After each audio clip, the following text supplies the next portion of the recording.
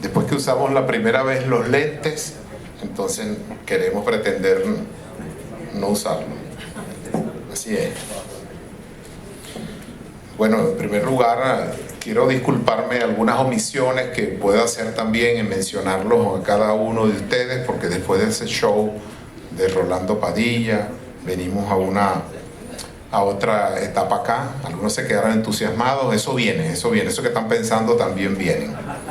Así que bueno, en primer lugar, darle pues la bienvenida al señor presidente de Fedecámara, Felipe Capozolo, a su junta directiva, a nuestra primera vicepresidenta Tiziana Porcel, Rafael Trejo, Celso Fantinel, los presidentes de Consecomercio, los consejeros, presidente Noel, presidente Tancredi, María Carolina. Dejé de último para nombrar a Gustavo Valecillo, porque Gustavo no lo sentimos abstracto de esta directiva, nos viene acompañando en todas las giras que estamos haciendo. Yo quiero hacerle un reconocimiento aplaudiendo a Gustavo por esa actitud. Muchas gracias. Tiziana y Felipe también fueron, ¿verdad?, presidentes en esta gestión, entonces son parte de esta familia. Vean qué bonito es vernos así, como necesitamos estar, unidos, fortalecidos, más unidos que nunca. Los señores presidentes de Fedecámaras regionales, los señores presidentes de cámaras regionales y sectoriales, los representantes diplomáticos también, hay varios, me pongo a nombrarlo, puedo omitir uno, voy a no mencionar ninguno de ustedes allí. Hay presidentes de instituciones bancarias también. Bueno, bienvenidos todas y todos. Es ver cómo en estos 46 años donde yo estoy aprendiendo de esta historia, y con mucha humildad así lo he reconocido en distintas conversaciones públicas y privadas, ver en estos rostros cómo se reflejan cada una de esas etapas, ¿no? Es emocionante el saber que cada uno de estos señores que están acá, que estuvieron en estas posiciones, son parte de esa historia también que se ha venido construyendo durante lo largo y ancho. Y a veces nos decimos, wow, nos toca la peor etapa. No, siempre hubo dificultades, siempre hubo vicisitudes, siempre hubo momentos complejos. Tal vez las características que hoy privan son distintas, como serán el día de mañana o pasado mañana, pero cada uno de ellos tuvo que sortear su propio estilo y también sus propios desafíos. Estaba leyendo también, no estaba escribiendo allá, estaba leyendo un paper del Banco Mundial. Hay una población mundial de 8.200 millones de personas estimadas en el mundo hoy en día. Y qué interesante ver que esa población de 8.200 millones, la India, el 2026, es una proyección al 2026, corrijo, 1.480 millones. La China, 1.420. Estados Unidos, 347. Voy a ubicar los lentes. Cambió la cosa. Superman. Indonesia, 286 millones y Pakistán, 255 millones, ¿no? Los bloques económicos del mundo, la Unión Europea, Estados Unidos, por supuesto, China, como la gran fábrica del mundo. Pero vean ahora cómo es la contribución de ese crecimiento para el 2026. Fuente Banco Mundial, no es la mía. India, un crecimiento estimado en 6.2%. China, 4.2%. Arabia Saudí, 4%. Estados Unidos, 2.1%. España, 2%. Y quisimos también ubicar un país vecino que tiene unas potencialidades importantes como Brasil, 1.9%.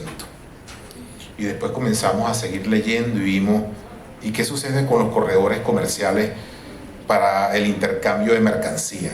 Bueno, el 90% de esa mercancía hoy en día sigue fluyendo en el mundo a través del transporte marítimo, Vean el peso que tiene hoy en día.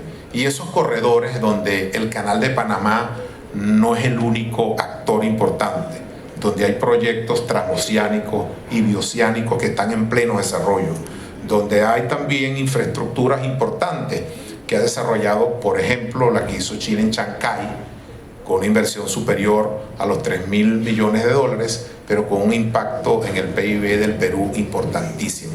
A mí me hubiese gustado ver esa infraestructura aquí en Venezuela. Mientras tanto, la economía venezolana se sigue moviendo en ruedas. De allí que el tema del combustible, el tema de los repuestos, de las autopartes, para la cadena de frío también y nuestros repuestos siguen siendo indispensables. Es decir, cada una de nuestras cámaras afiliadas juega un rol importantísimo a la hora del impacto que se tiene en esta economía. Asumiendo las encuestas que realizó uno de nuestros aliados, Atenas Group, estamos viendo también un abastecimiento que supera el 90% en las cadenas más importantes del país y que por supuesto tiene diferenciadas también ese stock en cada una de las regiones por características propias. 84% de los ingresos de los venezolanos se destinan a alimentos, artículos de aseo personal y transporte. Queda un poco margen muy estrecho para cada una de esas otras actividades. Por cierto, el presidente de la Cámara de Comercio del Estado Lara, José Vicente Río, también leímos el insight de su Cámara. Así que aquí hay datos importantes también, y de la Cámara de Carabobo y de la Cámara de Maracaibo, que tienen también unas herramientas importantes de estadísticas dentro de esas instituciones. ¿Hay aumento del consumo? Sí, pero hay aumento de un consumo de carácter nominal y todavía tenemos una ausencia importante en el crédito del consumo. El 98% de esas transacciones son en bolívares hoy en día en el país, por lo menos en el sector comercio y servicio. El 90% son por vías electrónicas. Un porcentaje superior al 40% aquí engloba no solo empresas de comercio y servicios, sino empresas en general, y las pudimos ver en las presentaciones anteriores. Está utilizando plataformas de criptoactivos, stablecoin, cripto, de manera mucho más acelerada de la que creemos en comparación a el resto del continente. Por supuesto, las razones son obvias. Mientras que no tienes acceso a una masa importante de divisas para procesar materia prima para importaciones que son esenciales, tienes que recurrir a canales y fórmulas alternativas. Hubo un crecimiento del crédito del 15%, es verdad. Hubo un crecimiento del crédito del 15%, pero ese 15% en el crédito no supera al 2.6% del Producto Interno Bruto, cuando deberíamos estar en un mínimo del 10% del Producto Interno Bruto. Es decir, tenemos una oportunidad de mejora importante en la cual los gremios tenemos que trabajar en la construcción de propuestas de políticas públicas. Y es que ese encaje legal del 73% que priva al sistema financiero nacional, aunque el efectivo se puede estimar en un 52-53%, porque la banca prefiere pagar la penalización para tener por lo menos una porción pequeña de intermediación, aún sigue siendo insuficiente. Ahí tenemos que también trabajar en esos temas.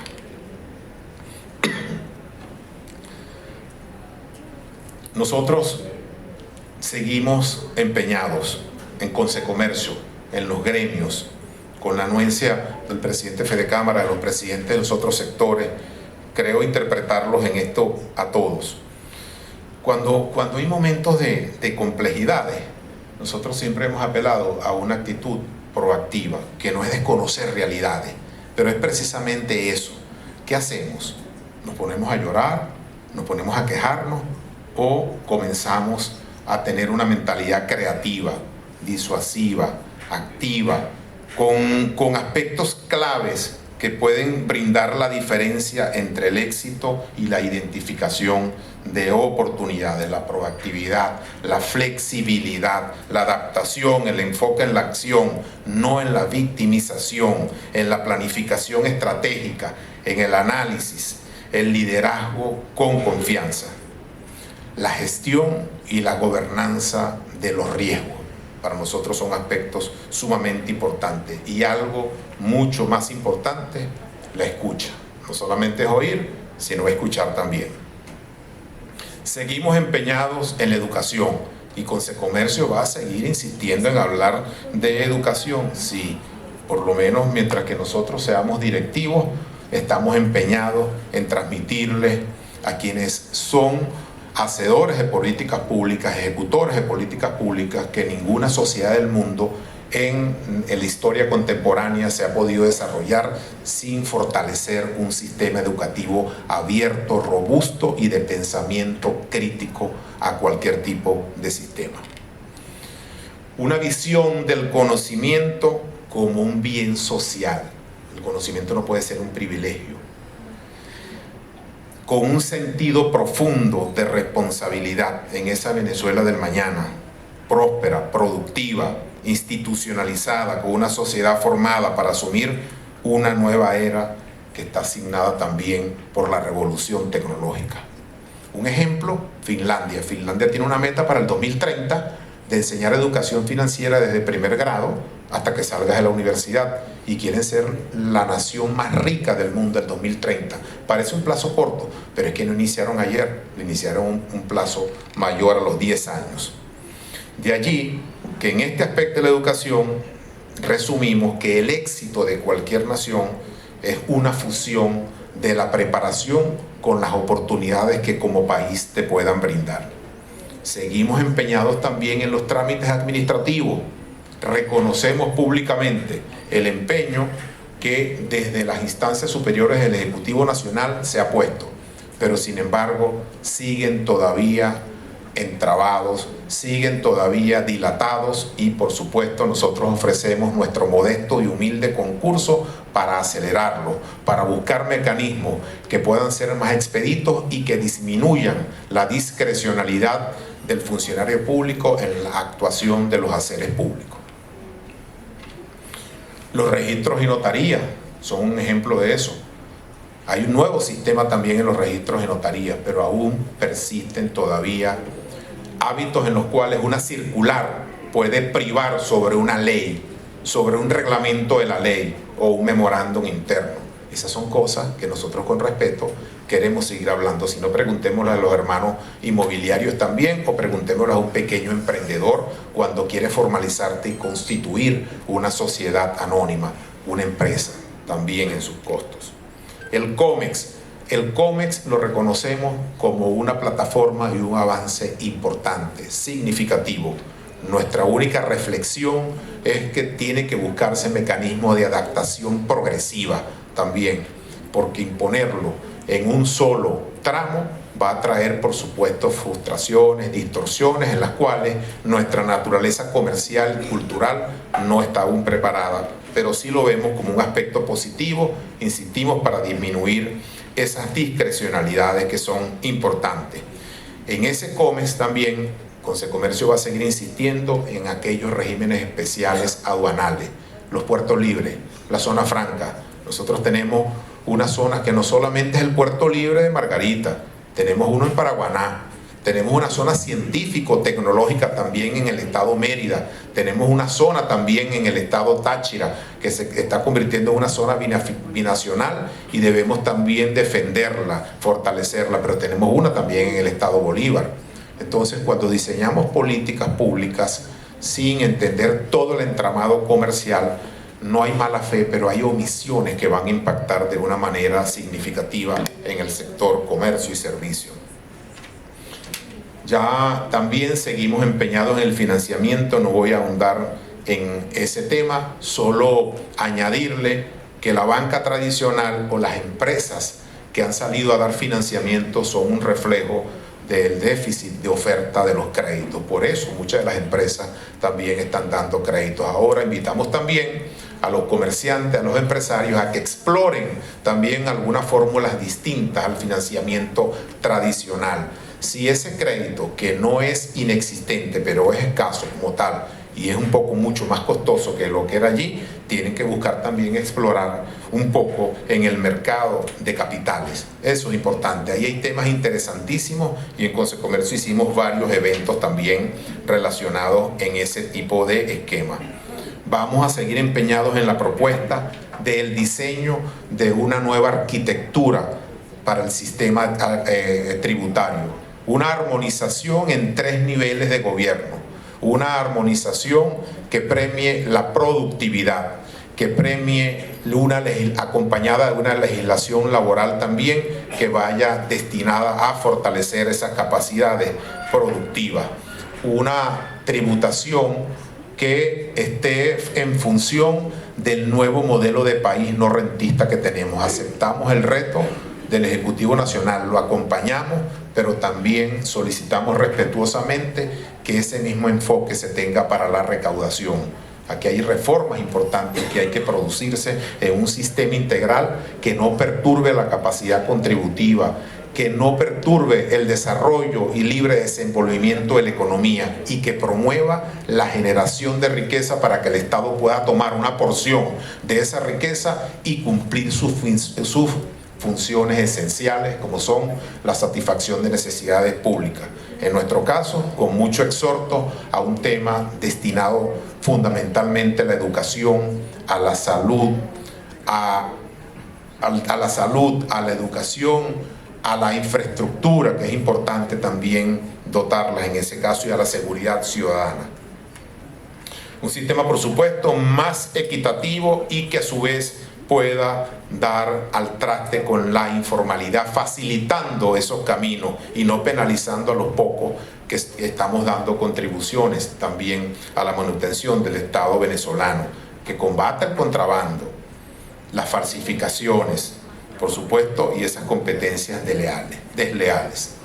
Hay un tema aquí central: podemos simplificar los trámites, podemos ampliar la cartera de crédito, podemos armonizar el sistema tributario, podemos fortalecer las zonas económicas especiales, pero si no tenemos un sistema robusto de capacidades, de equipamiento, de servicios públicos, no es posible que el crecimiento de la economía, que lo reconocemos, que lo tenemos, tal vez no al ritmo que estamos aspirando todos, pueda ser sustentable en el tiempo. Entonces, en materia de servicios públicos, necesitamos que los servicios públicos respondan y sean capaces de absorber cualquier inversión y promoción en el crecimiento de la economía. Gobernar los aspectos macroeconómicos. Todas estas distorsiones del sector comercio y servicios las vemos fundadas, y hoy Luis Vicente, que está sentado ahí atrás, nos los reforzó también en dos impuestos que no son de carácter coactivo, pero son fácticos en la economía y el presupuesto familiar: la inflación y la depreciación. Eso es peor, eso pulveriza cualquier tipo de presupuesto de la gente que compra en nuestro comercio, de la gente que quiere alimentarse mejor, que quiere vestirse mejor, que quiere ir al cine, que desea tener un seguro, un vehículo, una vivienda. Esos son dos aspectos para nosotros que son trascendentales, gobernar en esos aspectos económicos.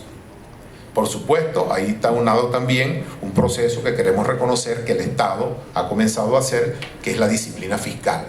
Pero una disciplina fiscal que tiene que, en nuestra modesta concepción, partir del rediseño del tamaño del Estado. ¿Necesitamos un Estado de este tamaño? ¿O necesitamos un Estado que se dedique a las cosas esenciales y que le permita al sector privado ser un agente de cambio y de transformación? Esas son preguntas importantes también que tenemos que seguir debatiendo dentro de los gremios. Las zonas económicas especiales también, puntualmente, ahí es importante plantear unas reformas en la Ley Orgánica de Zonas Económicas Especiales. Reformas que tienen que ir dirigidas a disminuir la discrecionalidad en cuanto a las certificaciones de los convenios de actividad, a establecer no solo excepciones o exoneraciones, sino a eliminar el drawback. con esa experiencia que tenemos de la retribución de los certificados tributarios, la inversión, por supuesto, no se ve atraída.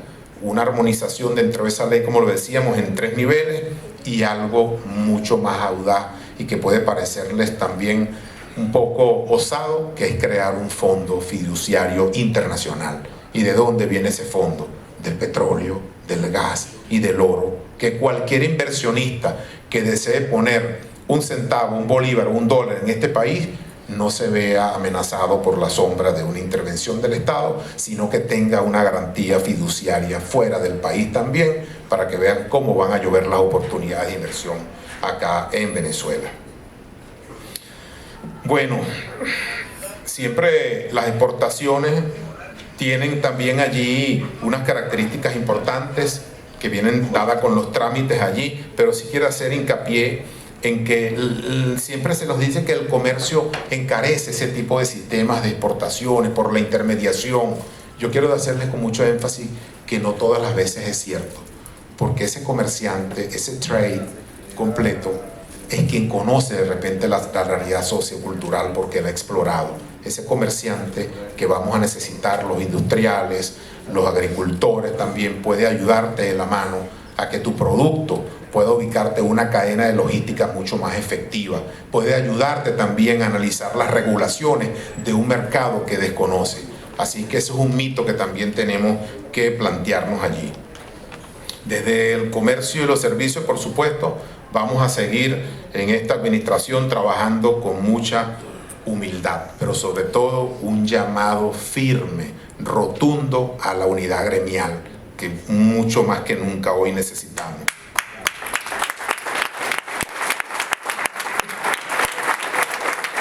Con servicio, con empatía, con integridad, con perseverancia y con trabajo en equipo. Y cómo no resaltar aquí también la sinergia intersectorial y regional. Cómo nuestras cámaras de una u otra manera comienzan a dar pasos importantes y cómo desde Consecomercio nos estamos preparando para crear el ecosistema de comercio y servicio. ¿Cuántos de los que estamos aquí, algunos no nos conocemos entre unos u otros, ni sabemos el tipo de negocio que tenemos? ¿Y por qué no podemos comenzar a comprarnos bienes y servicios? ¿Verdad, Ernesto Abas? En Valencia también, el presidente allá. Esos son modelos que nosotros no queremos abrogarnos las autorías. Lo que queremos es multiplicarlos y replicarlos para que fortalezcamos también un ecosistema mucho más sólido en cada una de esas áreas. Sin una representación gremial no hay empresas libres ni fuertes.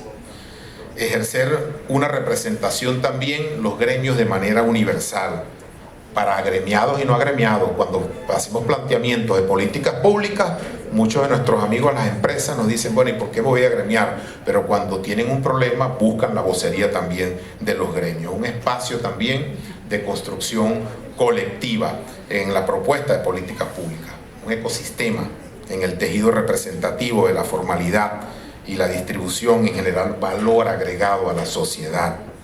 Somos una institución que no puede ni debe participar ni lo hace en ninguna actividad político-partidista.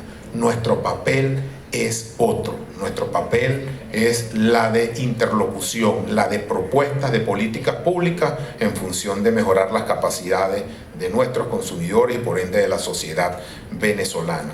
En estos momentos de profundas complejidades, de incertidumbre, necesitamos, insisto por tercera vez, blindar la unidad gremial en todos sus niveles e instancias.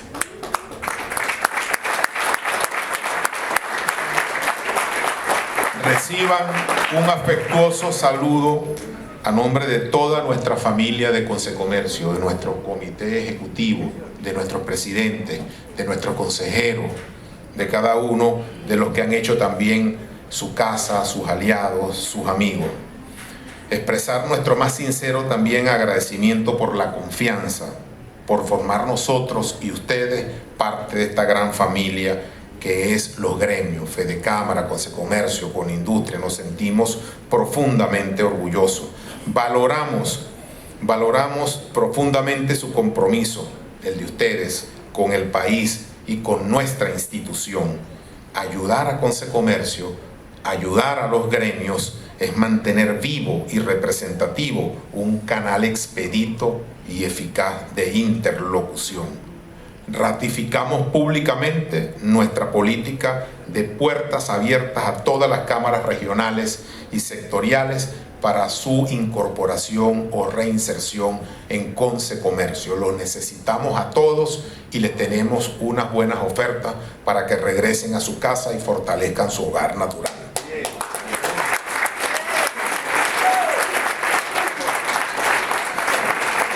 En Venezuela, para culminar, quiero decirles que en Venezuela las oportunidades pueden ser estrechas, pueden ser angostas, pero no son inexistentes.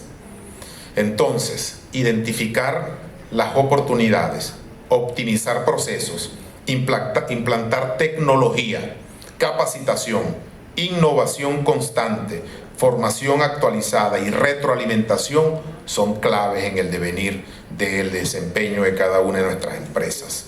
Que viva Venezuela, que viva el comercio y los servicios, que viva Conce Comercio, que vivan todos. Gracias.